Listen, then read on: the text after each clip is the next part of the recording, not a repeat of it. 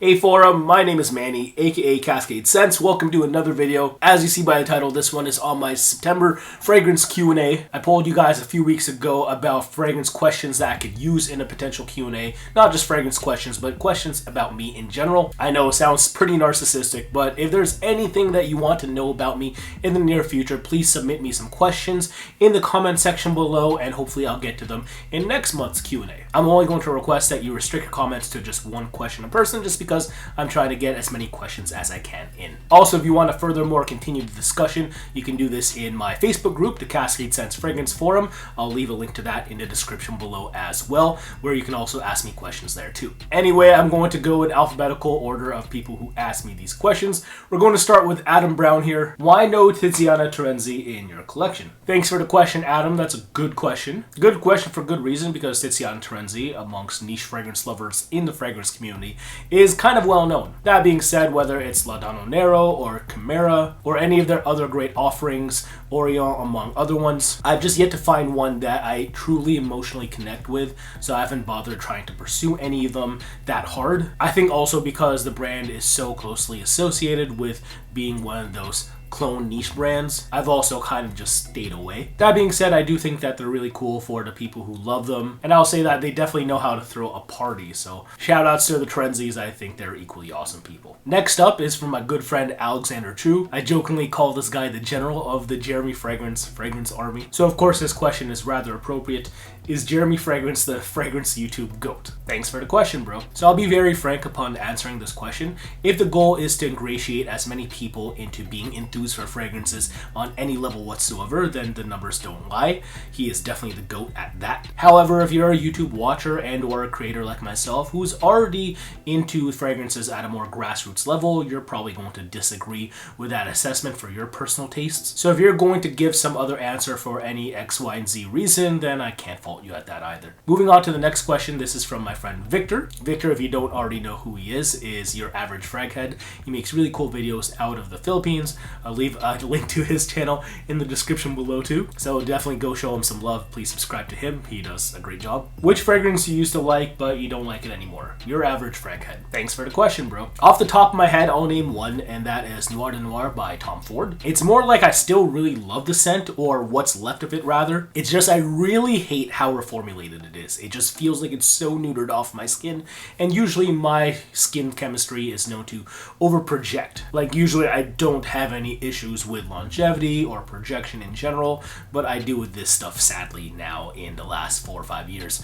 of having owned this scent. But let me ask you, the audience, if you want to tell me in the comments too, how does Noir work for you in 2020? What do you think? Again, let me know. Moving on to the next question. This is from Asi Somos Fan 666. Recommendations for social distance / masks environment. Should we wear more fragrance to be smelled from further away, or leave it as is? Firstly, thank you for the question. And secondly, I must say, if someone's able to catch a whiff of your scent cloud or sillage, chances are they're too close to you during this time of social distancing. Especially if you're with a loved one and someone else is with a loved one and they say, leave you an unsolicited compliment, now you're creating a crowd potentially. Now you might furthermore come within arm's length. Just saying, if you're taking social distancing seriously right now, I think fragrance is rather frivolous. Take this time to wear some of your more subdued offerings that you genuinely enjoy wearing for yourself, and or experiment with lighter sprays for stuff that you're kind of unsure about. But definitely don't go more. Right now, especially less is more. Moving on to my good friend Dahaji McMillian,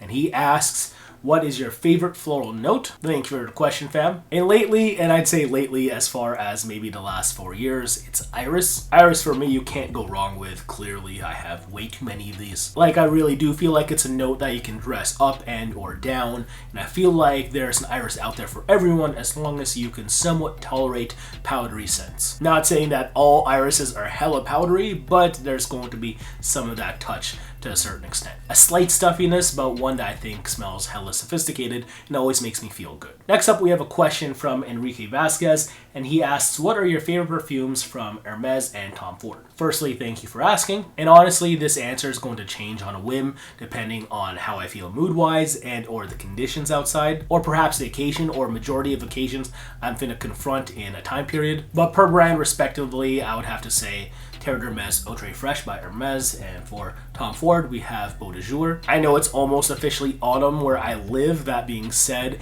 it's still rather warm out, and I'm getting a lot of mileage out of this stuff, just being able to spam it as a replacement for the initial Terre d'Hermès Eau de Toilette, which I technically prefer. It's just if it's in the 70s or up, I definitely feel like I do have to spray something a little bit more subdued like this. It's way more refreshing. And also, since it's almost autumn, I really do think that with cuffing season and wanting to look my best, you really can't go wrong with a barbershop classic, but this time in the form of a more modernized version in this Tom Ford Eau de Jour. So yeah, if you don't know, now you know. All right, moving on to the next question, and it is from Good Vibes Storytelling. If you can only own fragrances from one brand, which one would it be? Firstly, thank you for asking. And for this ain't even close, and if you've been watching this channel for a minute now, you would know what I'm about to say, and that is by Riot. I can imagine me being able to spray something like Bal d'Afrique or G-Water or Elevator Music without having to worry about money being an issue. It would definitely be this brand right here. At worst, they're okay for occasions that I probably could wear something else in. They're subdued enough for the audiences I want to be around more often than not. They still have good enough longevity, at least in my experience. I like the minimalist approach, and they smell super charming. So yeah, if money weren't an issue, it would definitely be by Riot. Moving on to the next question. This is a non-fragrance question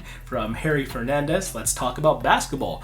Favorite player and your first game? Thanks for asking. All right, I do remember this verbatim, so I will start with my first game, and that was in Atlanta, Georgia. I actually spent my childhood in Atlanta, so I would have said maybe in 1995, I would have been around 4 years old at the Omni, so that was the Atlanta Hawks taking on the Orlando Magic. But naturally speaking, I'm finna remember that for sure. Being an ethnic Filipino, naturally I'm going to love basketball, so yeah, definitely can't ever forget my first game. As far as my favorite player, I'm going to name one more recently. I do personally like shooting a lot, so the natural answer could be Steph Curry, but the thing is he's not known for defense, which I also like. So as a result, I'm going to name his partner in crime, the other Splash brother, and that's Klay Thompson. Super good on-ball defender, can lock you up 1-3 if you're an opposing 1-3. It has the crispest, wettest shooting motion ever. Hashtag Splash. Moving on to the next question. This is from Jake Henley. What do you think is the most overrated niche fragrance brand? Thank you for the question, Jake. And of course, the natural answer is it depends what you value. Off the top, I would have said PDM, Parfum de Marly, mainly because PDM stands overrate them in my personal opinion based on performance and compliment factor alone. That being said, if those are the reasons why you primarily wear fragrance,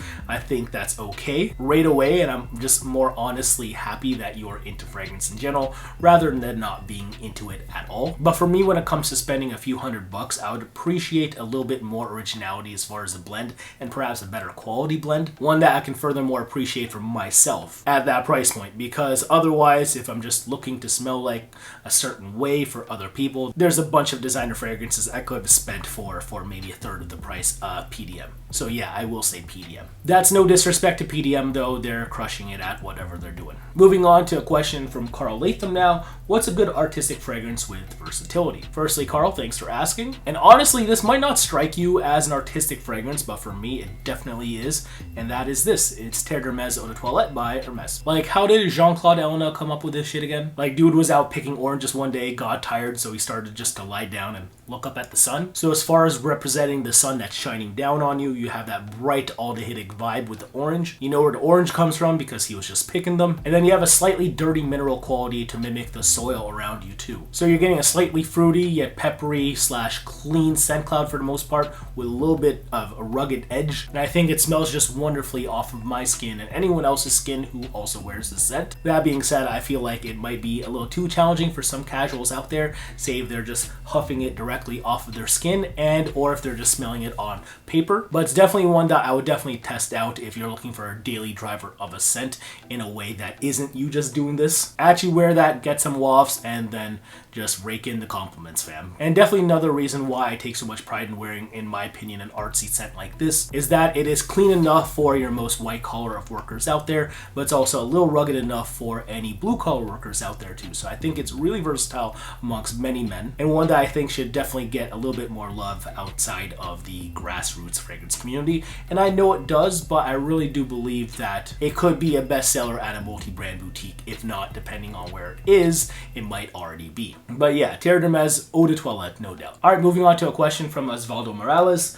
Recommendations for candles. Thank you for the question, Osvaldo. though? And honestly, fam, I'm giving another two-part answer here. It really depends on how much bang for buck you want out of your candles. If possible, if you live in North America, for example, you can find tons of Yankee candles on the discount level at places like TJ Maxx and or Marshalls. We're talking dirt cheap. We're like talking under $20 cheap for a candle that still smells of quality that's going to burn hella slow. And as far as projection, or when we're talking candles, what we call a throw, they definitely project and can fill up a room really fast too. So Yankee candles for the win. That being said, I know that Bath & Body Works has incredible candles themselves, specifically from their really cozy White Barn line. I have to definitely acquire some of those the next time I'm at a shopping mall in the near future. But if you're thinking high end, a brand that I've been on a kick for lately is by Riot. I know I keep spamming this brand, but I really do believe in them. Like, as far as everything they touch, I just think that they do it with a subdued minimalist elegance that I personally identify with. That being said, these things burn a tad more quickly, and it's not just because of they're smaller, it's just the wax that they use doesn't last as long. So again, if you're a stickler for bang for buck, you might want to look elsewhere, which is why it's really important for me to tell you that I really only light these when it is like a treat day for me. Like if I had a really good day at work, or if I'm commemorating some sort of milestone, if I'm celebrating something, that's when these get lit. So yeah, just watch your spending when it comes to candles, because it could get really ridiculous. Moving on to another question. This is from Sam Evans. Any chance for a Team Top 5 reunion? Also love your recent videos. Well, thank you for inquiring about Team Top 5, Sam. Really appreciate that. If you don't already know of Team Top 5, it was a fragrance collective consisting of Imagine Scent, Gent Sense, Triple Ink, Fragrance Apprentice, J Royal, and myself. We used to do these live casts via Google Hangouts on another channel at one point, but kind of just fizzled away with some of us within the group having priority shifting here or there. But no ill will towards anyone there. It's just I don't think that we're going to do anything reunion-wise in the near future. That being said, if you are into more of a fragrance group discussion kind of format, we've since done something else, and that is between Imagine Scent, Gent Sense, and myself. We're now called the Dry Downs. I'll leave a link to all of our casts in a playlist in the description below or somewhere in a card. It's way more high quality and more compelling, if you ask me, the way we're presenting nowadays. So I'm really proud of what we've compiled. So please do support us. We'll be uploading some more casts in the near future, hopefully. But last but not least, we have a question from my good friend Viktor Mihailovich, aka Oda Victor. If you don't know who he is, he has some of the greatest cinematography as far as the fragrance community is concerned. Check out his B-roll on his channel. I'll leave a link to his channel in the description below or somewhere on a card. That being said, he speaks in Serbian, so you might not understand him, but if you just appreciate really buttery footage, definitely check him out. I also actually fought him in a fragrance battle, so if you want to see that too, I'll link that as well. I think that format is really fun, and I'll actually throw it over to you guys. Who should I fight next in a fragrance battle? I'm dying to fight someone again. Someone come get this work. Let's go. Anyway, here's Victor's question. Which aldehydic fragrance is your favorite, without counting the ones made by Chanel? Thanks for asking. Now, of course, if I can say an OG Les Exclusifs de Chanel, then I can pick like a good 3 or 4 of them, and they'd probably be naturally the top of my list. But since the caveat of this question is there, I will answer with this guy right here. This is Pico Valladama from the 1717 collection of Xerjoff. It's an aldehydic iris rose bomb. Definitely love it. If you guys want my full thoughts on this fragrance, I'll leave a link to it again in a card or in the description below too. Alright, forum, before we conclude this video, I, Manny from the not so distant past and or future, has something to say on behalf of our beloved sponsor for today, and that is Exter. Exter makes these really premium wallets that will definitely set you apart from the rest of the pack when it comes to coolness. And while there are other quick access RFID blocking wallets out there, I think this one with this kind of motion that you just push, it's the slickest I've ever personally used. Of course, you have a nice minimalist design here that I can't also get enough of. You just have all the essentials here. So nowadays you're not carrying that much cash, and the world is largely going into a more digital direction. So why not go with something like this? But the real star of the show is this guy right here behind the wallet. This is your Exter Chopolo tracker card, and I think this thing is quite awesome. You kind of just slide it in back there, and then you sync it to the Chopolo app on your iPhone and or Android. And from here, in case you misplace your wallet, you can actually find out where it is. So let me show you. So on the app, I can physically click on Ring to Find.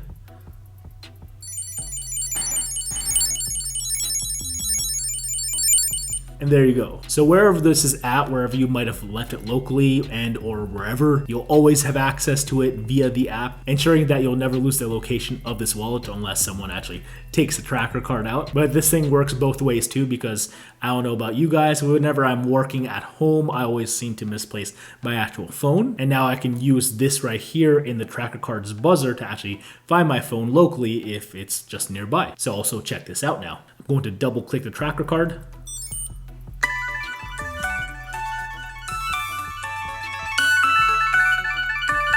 Come on, that's pretty cool, isn't it? I have to give a big shout out to them for sponsoring this video. So what I'm saying is, if you guys want, also support my sponsors because they're able to support this as far as furthermore financially. And just so you know, that love is furthermore reciprocated from our end. You'll get a discount on any of these great extra wallets using my affiliate link in the description below. So it's specifically the Parliament wallet by Exer for the win. But yeah, Forum, I think that about does it for me. I really appreciate the time as always. Again, if you want to join the Cascade Scents Fragrance Forum to ask me more questions, please do so in the description, as well as just being able to ask me questions here in the comments so we can continue the conversation for next month's Q&A, and hopefully I become more consistent at this because it's a lot of fun. So yeah, please leave a thumbs up if you have yet to, if you really enjoy this content, and if you really enjoy this stuff, definitely subscribe if you've also yet to, and also hit the notification bell as hard as you can, just so you don't miss any of this potentially upon me releasing it. So until next time, Forum, thank you again for the ongoing support.